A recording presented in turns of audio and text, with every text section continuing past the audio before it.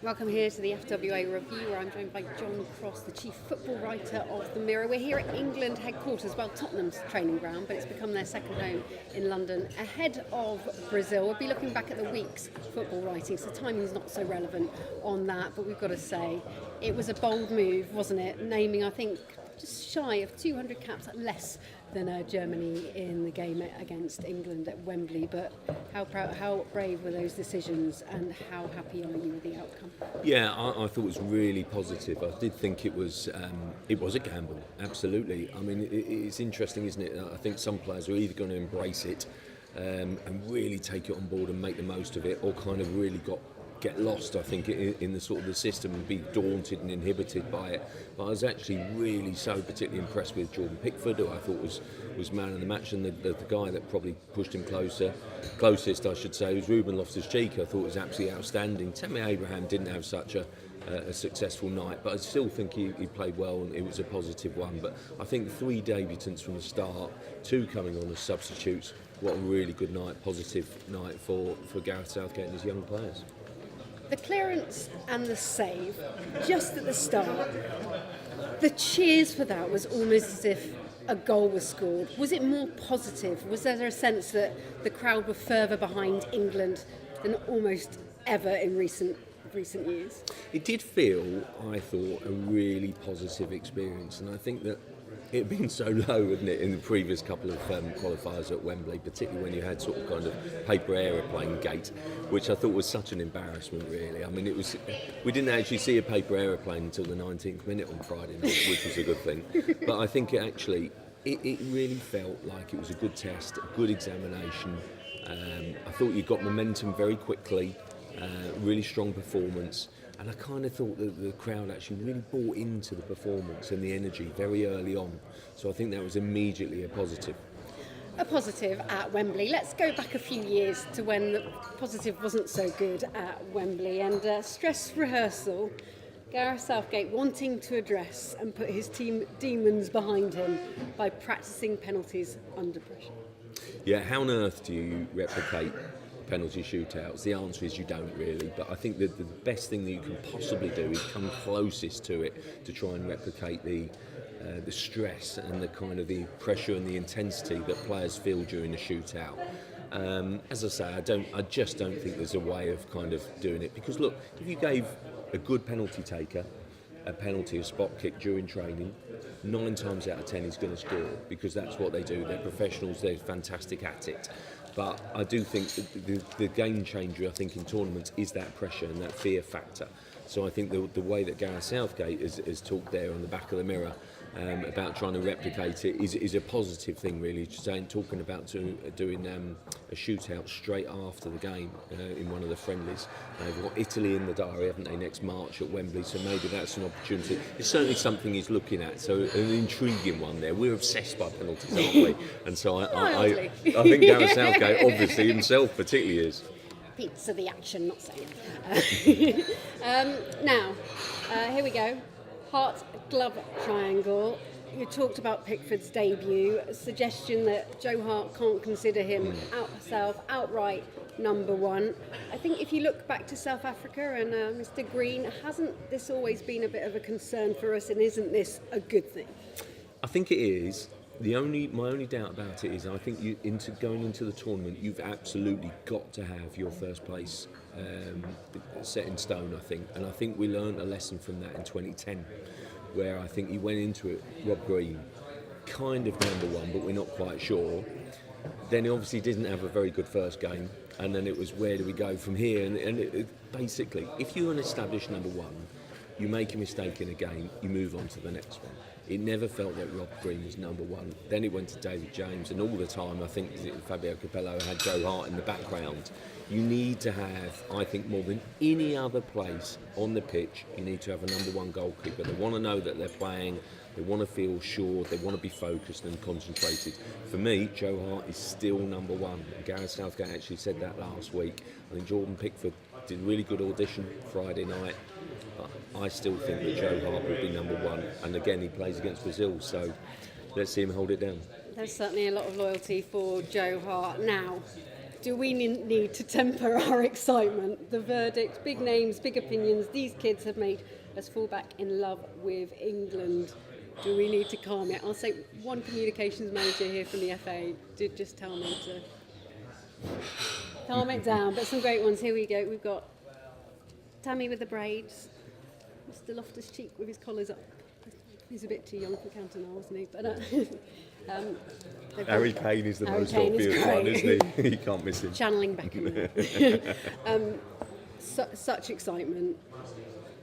Do we need to pull it down a level? Yeah, I think we possibly do a little bit. I was trying to make the point in my match report on Friday night that basically, here we go again. We're kind of one good performance and we're going to get carried away with it. That's what we do, isn't it? But look, I do think there was a lot of positives to take out of it. See, look, I'm starting again. And it's hard not to get it's hard really not to kind of get trapped into that, because no one is saying that's the difference this time. I think that we're going to win it, that we can win it, even if we get lucky. All I think we're trying to sort of seize on is some kids playing really well. And I think that, bearing in mind the year that we've just had with the under-17s, the under-20s winning their respective World Cups, I think it's something that we should buy into and really embrace. I love the way that Ruben Loftus-Cheek, in particular, stepped on the pitch and as the game wore on, made it his own.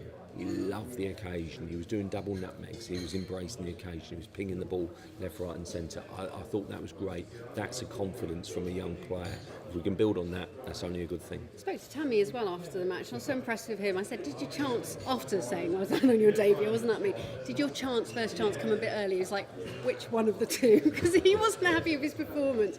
But he said he does grow into things and he really loved it. It's really enjoyable. And to come out and doing an interview, take that on, actually be assessing himself. They're very solid for players that have had to look elsewhere for their opportunities from their clubs. Yeah, I tell you what, I think they've had to grow old very, very quickly, haven't they? Yeah. And kind of Ruben Loftus-Cheek last week was talking about having to push to go out on loan. Tammy Abraham, no doubt about it, the same.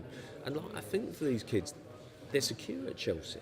They could easily sit on their laurels and just play Chelsea football in under 23s development and actually know they want to play, and I think that pushes their maturity on. It's got to develop them as a person. They'll need that character and I think and strength to sort of make it at the senior level, and I think it's great to see them progress like that. Well, we are here at the Tottenham, a place where youth is given a chance. I rather probably asked Eric Dyer if more players should be given a chance at club level. He was very eloquent and got himself out of trouble, or me out of trouble for getting him in trouble. But here we go, biting at their heels. It's quite a different complexion, isn't it, from all the fallouts, and have we put together a team that's not really respecting Germany's arrival to visit us, to some might be feeling a bit worried. Yeah, I think it's a good place to be in at the moment, and I think headline there, Gareth Warren's absent stars. Well, I think a few won't be quite so confident about it. Look, we know that sort of Harry Kane, for example, Harry Winks, we're at Spurs, we're desperate to play and desperate to join up. But some of them, could they push themselves a little bit harder? If Danny Drinkwater really wanted to join up, even if he's carrying a knock, could he have come along and been part of it?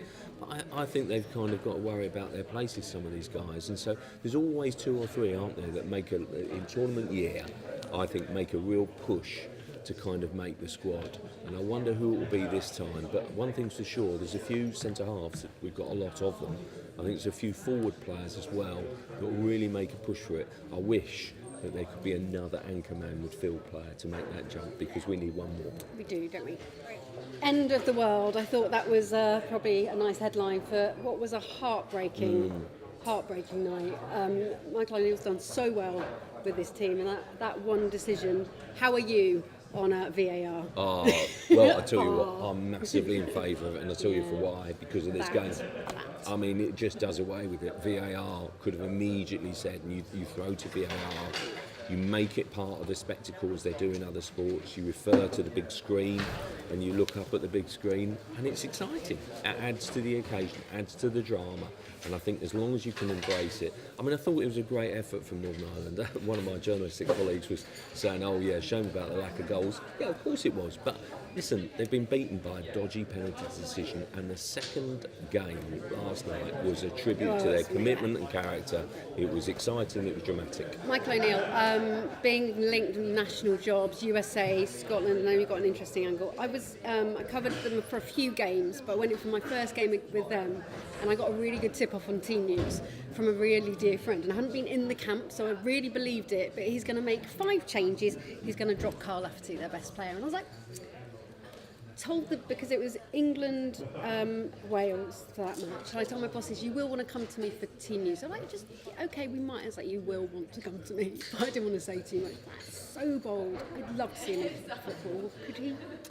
Well, I think he's got a real dilemma, isn't he? I think for years we've had this thing at what entry level does Michael O'Neill get a job? Because I remember sort of kind of Neil Lennon doing fantastic, for example, in Scotland, and kind of then if he wanted to get a job south of the border, what does he do? Does he go to a championship club? And some of them, does Michael O'Neill at this stage in time fancy himself to be a Premier League manager? Of course he does, but what job could he possibly get on at? Look, he's been heavily linked with Scotland, and I have to say, I'm sure he won't mind me saying this, but David Anderson, our kind of Northern Ireland correspondent for the Mirror, who's also Northern Irish, sort of says that will take such a shine and sparkle off if that actually happens of what they've achieved. Really, all the way off all this? I don't think it will spoil everything, but I certainly think it will tarnish some of the memories. You cannot underestimate, can you, that how much of a difference O'Neill and his management has made for this country, because they do not have a great abundance of quality. They've probably got a lesser group of quality than Scotland have, and yet he's taken them to the Euros and to the brink of a World Cup finals. What an achievement that is. He's absolutely man in demand, and you can understand why. For me personally, I hope he doesn't join Scotland. I hope some Premier League club comes calling. Or even if he goes to a Championship club, because tactically he'd get them up. Absolutely. You would think quite quickly. A manager will be seeing a lot more of and know a lot more about in the future, but a fascinating story. Top guns to go, that's Keir's signs. Let's have a little look forward to the huge match of the weekend. Yeah, this is an interesting one, this by Dave Woods on the back of the Star. Dave's really good Arsenal connections, and he fancies that they're sort of going to get Fekir, who's a lovely player, isn't he? He's right up Arsene Wenger Street, by the way. Just sort of kind of small, skillful, makes things absolutely makes things happen. That sort of enigmatic talent, really. But the interesting thing about that is he's suggesting that Sanchez and Ozil could be off in January. I don't think any player particularly wants to go with 6 months left on the deal, because they know that it's much more lucrative to go on a free. I'm sure that Arsenal would want to do business rather than lose them both for nothing. So, an interesting few months ahead. But the North London derby this weekend, what an occasion! Especially as Spurs seem to have the momentum right now in North London. Yeah, you've got to say something nice, because we're at Tottenham headquarters, and the press officer, he's not. But it's a huge one for Tottenham, isn't it? Huge for Arsenal. Can you see Arsenal causing it? Amazing how the balance has changed. Can you see him causing an upset? It's amazing. It used to be Spurs causing the upset. Look, I think Spurs have got the driving force at the moment. They're playing so well. Even it's at the Emirates, you'd have to say that basic Spurs are favourites, and I can understand why. Oh, you'll be a popular man. Let's move to very serious matters. Alan Shearer, much looked forward to in the sense of the work he has done on an excellent documentary debut from Alan Shearer, really asking some important questions. There's some very touching moments. I insist you watch it. But I think the moment that really stood out for me was when he asked William Taylor at the PFA, how many of your members had dementia, and there was no answer. Now, Ian Herbert in the Mail saying that Greg Clark, the chairman of the FA, will be asked by a parliamentary watchdog to reveal when their long-awaited research will come. And Damien Collins, who's the chairman, of course, of the Sports Select Committee, will also be asking the PFA what they're doing. Yeah, I think it's great to see it being brought to the public attention first and foremost, which is fantastic. I thought the most interesting revelation out of this was that basically we all have this perception, don't we, about how heavy old balls were with those kind of brown leather and sort of the lace-ups and everything. But Alan Shearer was sort of bringing it home, I thought, to me, suggesting that the modern ball is just as damaging. The difference obviously being when the old balls were wet and sort of maybe heavier then, but it's as much of a threat today as it ever was, basically, as it was back then, and that was the frightening thing to me. I mean, some of the interviews that you got were fascinating, weren't they? Really were. But I think Alan Shearer is making the point that it's as much of a threat today as it ever has been, and I have to say, I thought, it's a fantastic subject, and fair play to him to bring it to the public attention. Greg Clark, good that he's putting it on the agenda. Yeah, fantastic. Full of hope. Let's talk about Blackpool. An absolute mess, but hopefully a new future ahead. Yeah, I do love this story from the weekend when then basically it's the funniest story by far of the weekend. Yeah, absolutely. We need to look at Blackpool. Yes. Quickly. Yeah, we do. Before we know what we're going on to. It's basically, there's been so much controversy about Blackpool and where they're going under the Oystons. I mean, I have to say, kind of the manager in charge at the moment, Gary Barry, what a great job he does. I know he's obviously had an FA Cup upset recently, but he has sort of overachieved. I think he's taken them up to promotion, obviously via the playoffs, amid difficult circumstances, and the fans are obviously unhappy. And Oyston is not getting any friends, is he really? And he's obviously castigated for taking money out of the club and not reinvesting it from their days in the Premier League and so on. And it brings us on to a really funny story where a referee was in charge, a referee called Ben Toner, which actually, if you spell it out, has a sort of different, perhaps, and meaning. maybe a connotation that fans would assume, Absolutely. but we can never possibly say. No, spell it out for yourself and you'll come, and you can then understand perhaps why the Football League decided to swap the referees and take him off duty that weekend. Which, first of all, we both had the reaction of, that's just ridiculous and oversensitive. To be honest, You I still actually think that? it is. I think it's a bizarre one. I did for a while, and I was like, that poor guy though, how will he concentrate when basically everyone will be screaming his name at him all match? A nice light-hearted end in a busy week, onwards and upwards. Thank you for joining us, John. Pleasure, enjoyed it.